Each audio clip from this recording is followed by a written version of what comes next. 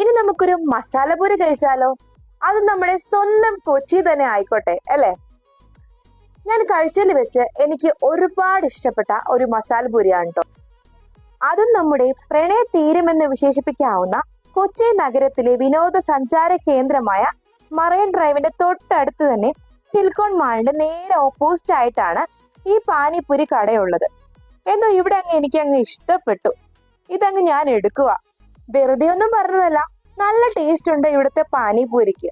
ഞാൻ അത്ര പാനിപ്പൂരി ലവറൊന്നുമല്ല, പക്ഷെ എനിക്കെന്തോ ഇവിടുത്തെ ഇഷ്ടപ്പെട്ടു. അപ്പൊ നിങ്ങളും തീർച്ചയായിട്ട് ഇവിടെ വന്ന് പാനിപ്പൂരി കഴിച്ചു നോക്കുക, എസ്പെഷ്യലി മസാല പൂരി.